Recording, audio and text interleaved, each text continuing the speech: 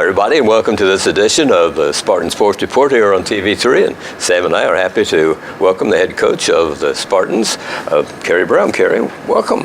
Thanks, Fran. Glad to have you. Thanks for having me, Sam. Appreciate it. Yeah, always a pleasure. A couple of ball games during the weekend, both very close, both exciting. 1-1, lost one. Two low scoring. Yes.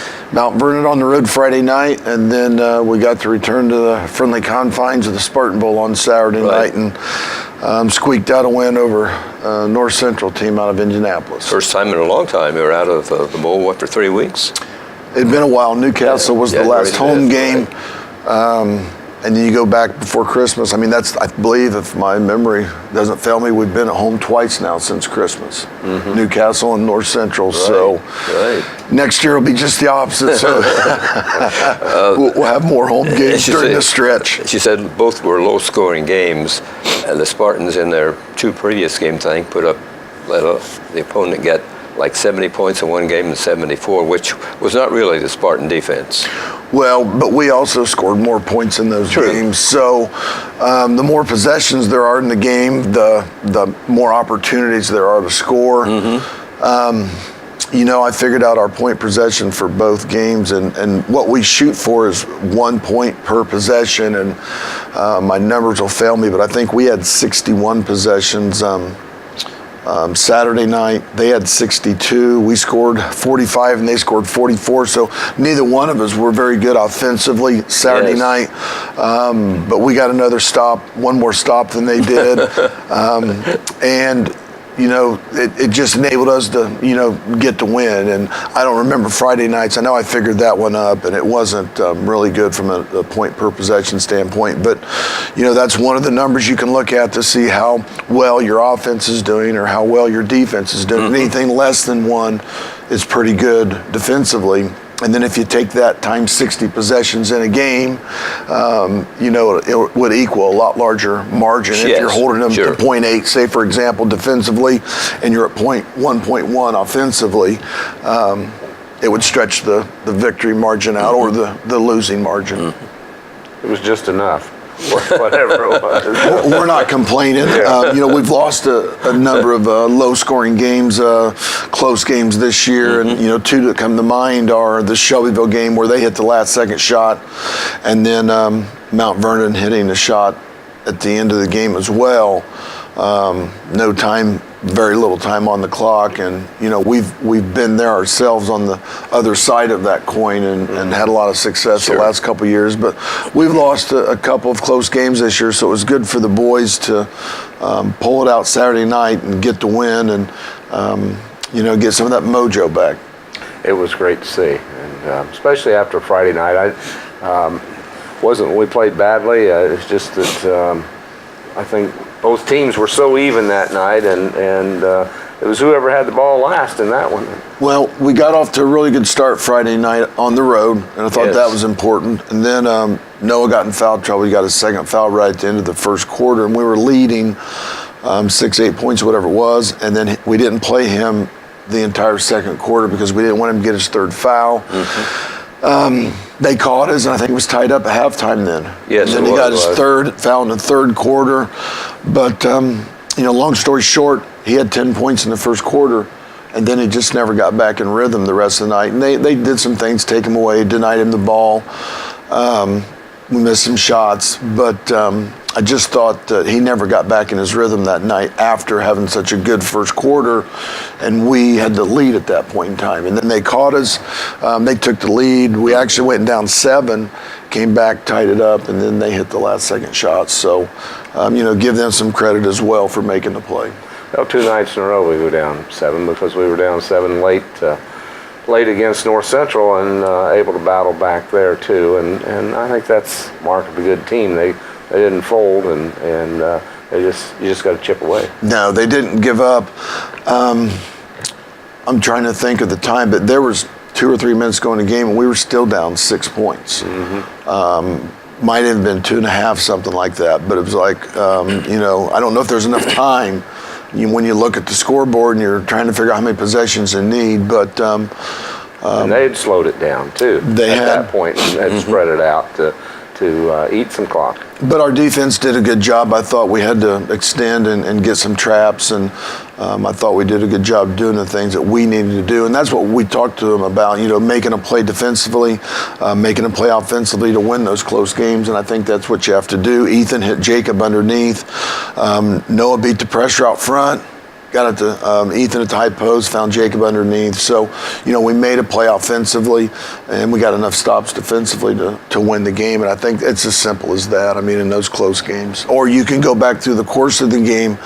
I always tell them, you never lose it on that last free throw you don't make or that last shot you don't make. What could you have done throughout the course of the game?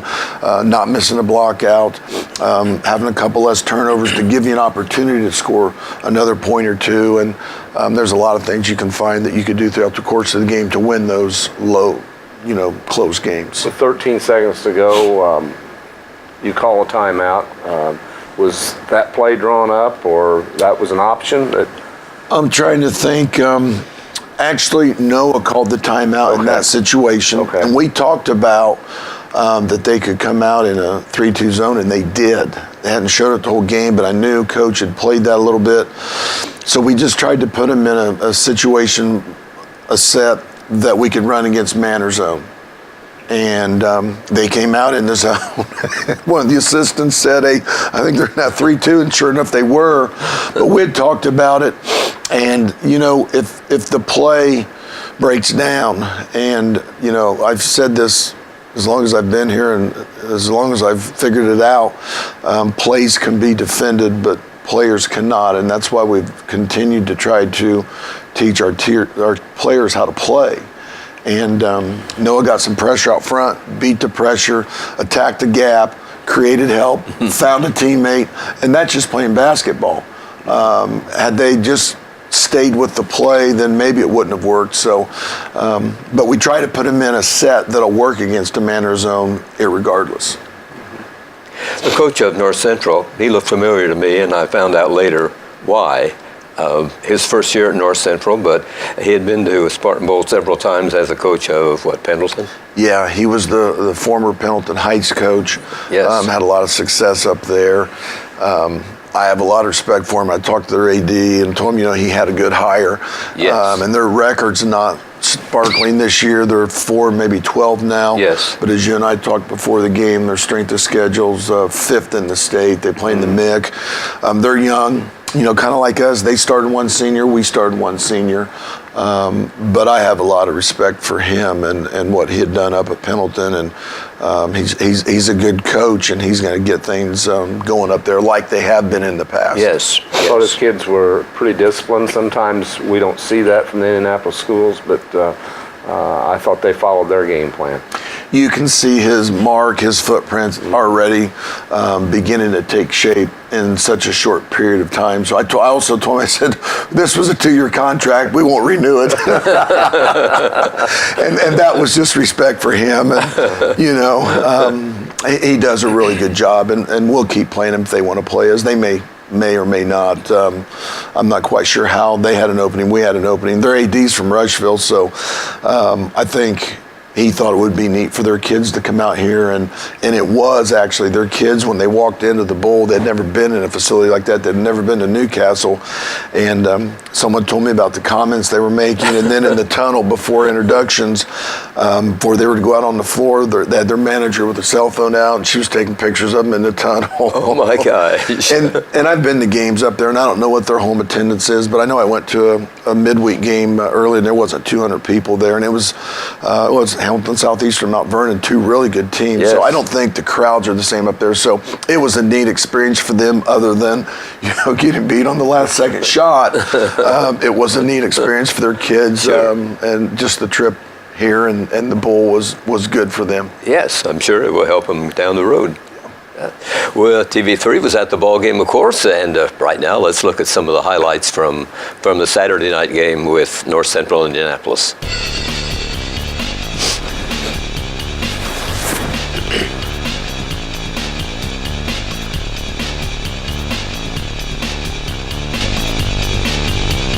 Roll. It's like I have a little bit of malfunction there with some of the equipment, so maybe they'll get it fixed here shortly. And Hey, look at there we go. There we go. Now we can see it on the monitor. They may have been able to. Oh, that's our. Big kid for them, 6'8", just a junior, so he'll be back next year. We talked about that 6'8". I think he looked. He looked bigger than that. A bit taller than 6'8". He was long. Number 2 freshman guard for them. He's going to be really good. Yes. But we're going to return. We're going to be really good one too. Starter, and then Dylan's probably our first or second guy off the bench. So we'll lose 2 seniors, and they had a couple other seniors on the team, but they started one like we do. Yes. Well, it was a good game from start to finish, and they had a good pressure set up for good pressure defense. Yeah, they created some problems for us. You know, that shot, I was blocked. I didn't see how tough a shot that was during the game. The kid was almost parallel to the floor. Here's where it was, where Noah beat the pressure. And did a good job of doing that as well. And that nice pass. Yeah. 2 nice passes from Noah to Ethan, and then Ethan over to Jacob. I was a little concerned, though, Coach. We're celebrating. I said, let's not celebrate too quickly yet. There's still time on the clock. Sam, you and I were thinking alike, because I told him, I said, there's one more possession in this game.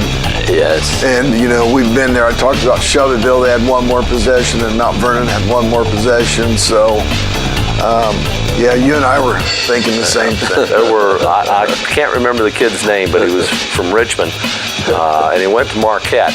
But he shot one from the other side of the floor from the timeline, and zipped that through to beat us one night. So you never want to count somebody out. No, and, you know, we had played Pendleton a couple years ago in the sectional when Coach Hahn was there, and they hit about a 30-foot three to send it to overtime, and then I think it ended up being 2 overtimes. They ended up getting us, but it was one of those games we felt like we should have won. So, no, it's not over till it's over. It's not over till the horn goes off. Mm-hmm. You've played in Indianapolis school, and you've got another one coming up this weekend.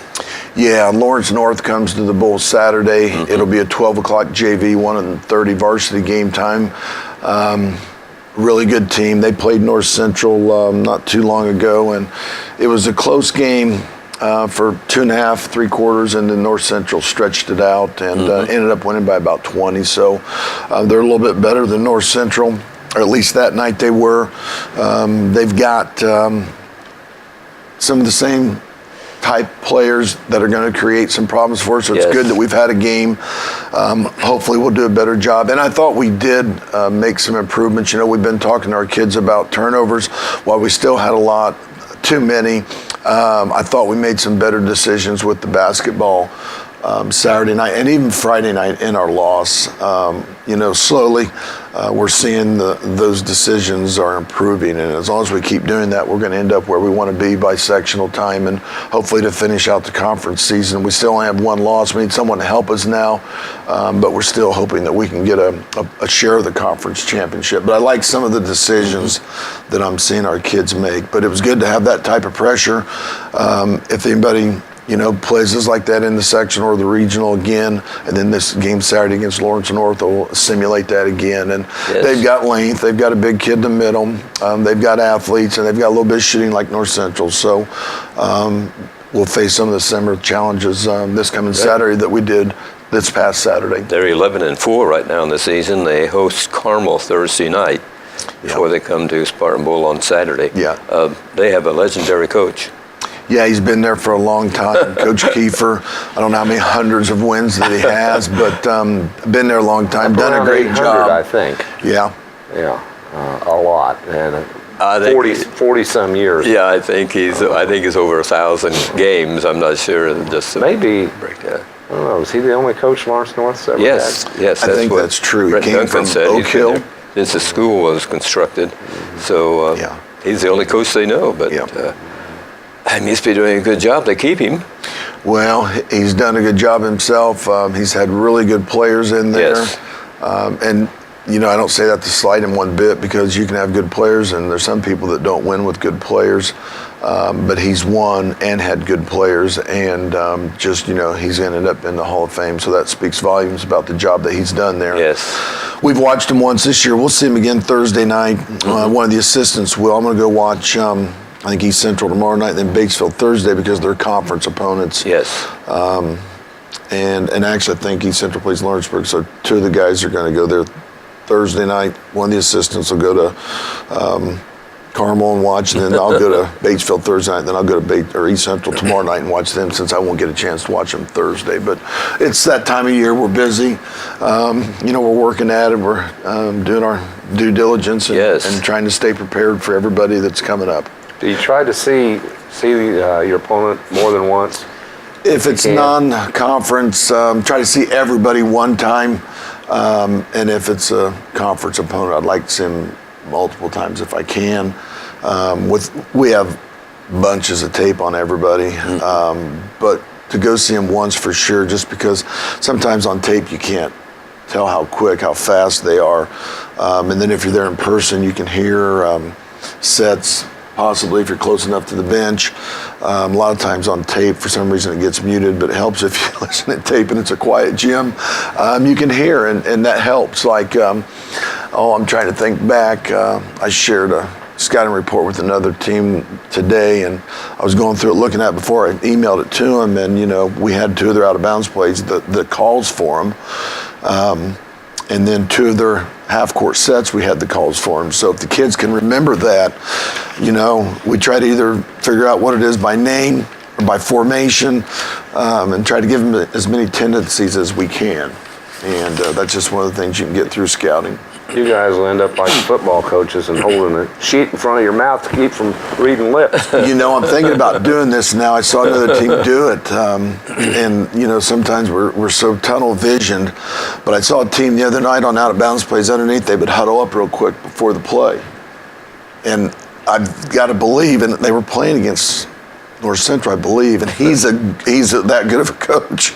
I think they were doing that so his team didn't hear what the call was, because they would have known it right away. And I know that from playing against him all this time, coaching against him.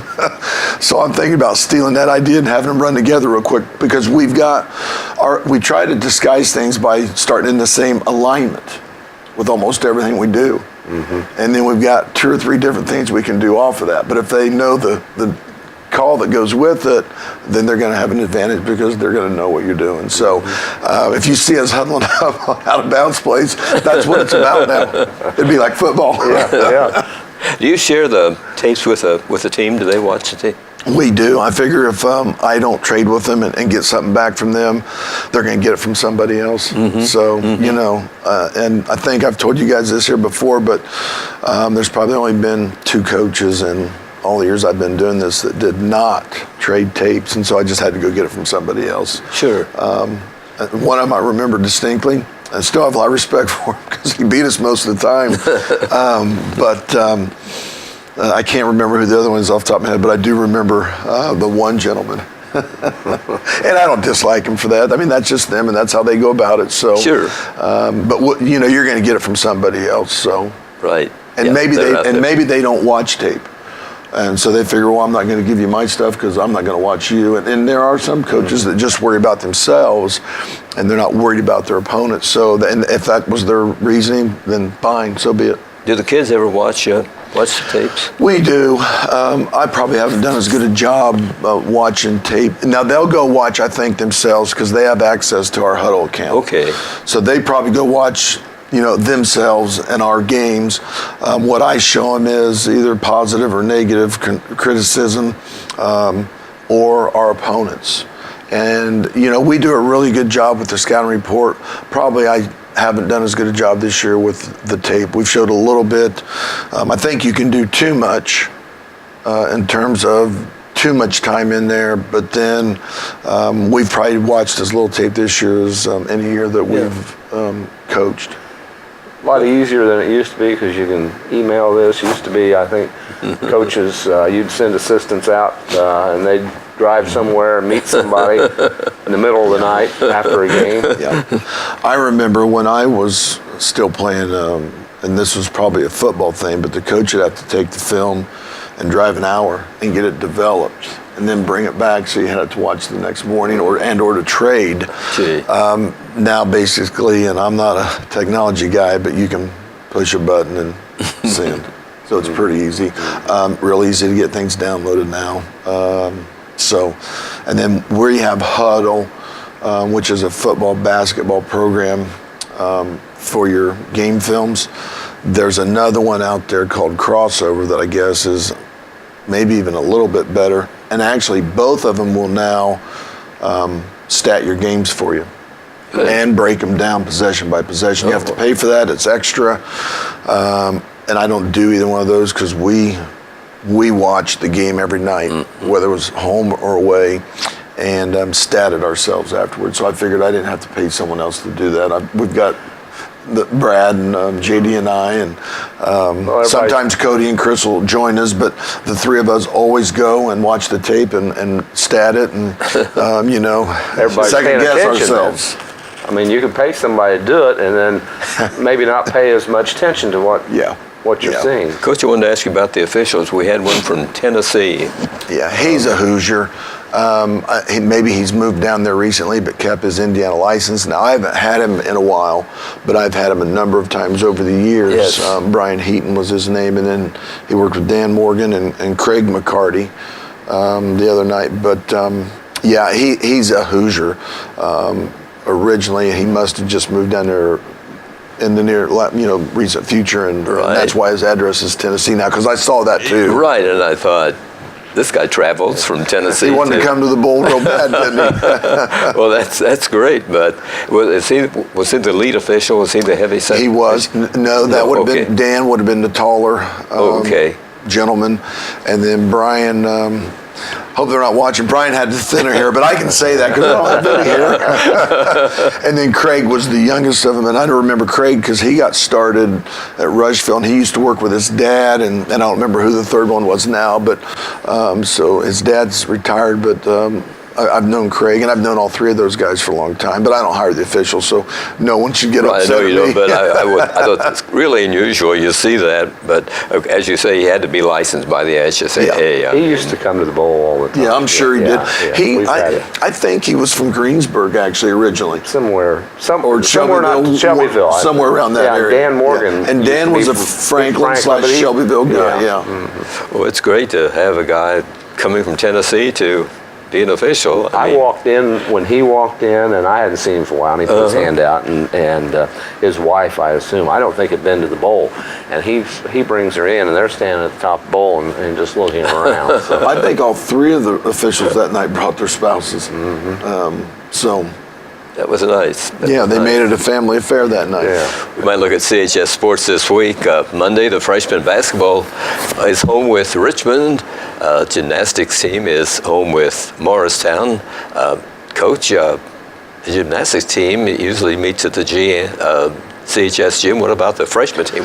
Where are they playing? They're going to play at the bowl tonight, and it's a 6:30 start instead of 6 o'clock, so that the girls who are getting ready for the sectional tomorrow night can have a little bit more time on the floor to practice. So it is a 6:30 start tonight. Yeah, I knew there may have been a conflict there because I knew the freshmen usually played at the gym.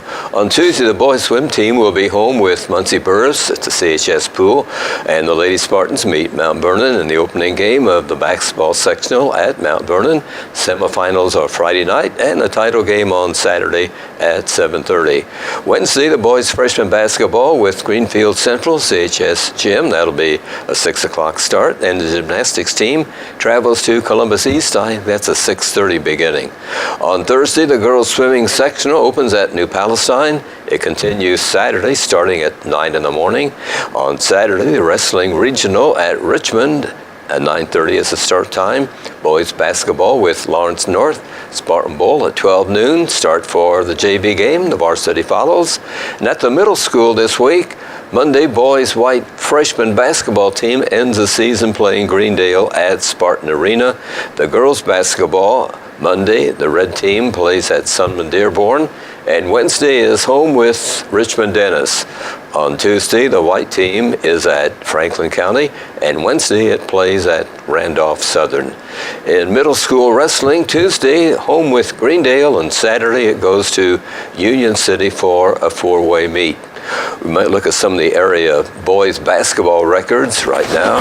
Union County is 10-8. They won 63-47 at Eastern Hancock. They're home Thursday with Cambridge City. Rushville is 7-8. They lost 80-46 to New Palestine at Greensburg on Thursday. Centerville is 2-13. They lost 64-34 to Shenandoah. They're home Wednesday with Winchester. Richmond is 8-9. They won 64-51 at Winchester. Home Thursday with Anderson. Cambridge City is 6-8. They lost 61-44 at Daleville at Union County on Thursday. Franklin County is 1-12. They lost 72-47 to Talawanda, Ohio. They'll be home Saturday with Hagerstown. Most of the games are being played Thursday because of the girls sectionals. Yeah, there's a lot. Actually, Tuesday night, I was surprised that East Central was playing because that's the opening night of the girls sectional, but they're playing Harrison, Ohio, and I don't know what the schedule is in Ohio. I'm sure their tournament's not going on, but I was shocked that they were playing on Tuesday night, so that's why I'm going to go down there. We're planning on practicing tomorrow morning at 6 a.m. so our boys can go watch the girls and support them tomorrow night. Good. And then some of our assistants are going to go up and watch the girls too and support them. But Tuesday, Friday, Saturday, girls sectional this week. So boys, for the most part, are staying off of those nights, and there's a lot of Thursday and Saturday afternoon games. When you talk about girls sectional, we're in the final 4 weeks of the boys' schedule. With a lot of games still to play. That's right. More than usual. So, yes. Yeah, it's right around the corner. Yes. But we've got 2 snowed-out games that we've got to make up in this span. So we're going to be busy. Starting Saturday, we'll play 7 games in 2 weeks. That's a lot. 4 weeks from Tuesday, the Richmond sectional will be starting. Yeah. So, and it's wide open. It really is. Yes. I think Mount Vernon and New Pal are probably the favorites based on what they returned from last year. And of course, we just lost a close game at Mount Vernon on the road, and we've got New Pal coming up, so we'll see how we do against them. But I don't think you can discount Richmond on the home floor. They've got some injuries right now. I anticipate them getting healthy between now and the end of the season. Pendleton's dangerous, and Greenfield has lost a lot of close games, and we struggled in beating them on their home floor. So I think they're dangerous on any given night as well. So from what I've surmised, it's wide open. We have had the opportunity to play on the Tiernan Center floor a lot this year, which True. certainly I don't think will hurt anything, that we're familiar with the surroundings. No, I think, we've had our share of games at Newcastle when we played in the sectional there and got an extra appearance in the Indiana-Kentucky Challenge Cup game that year, and then playing in the Wedig tournament. And that's one of the reasons I like going over there. There's some other ones, but I think there's nothing wrong with having all those opportunities to be familiar with those surroundings.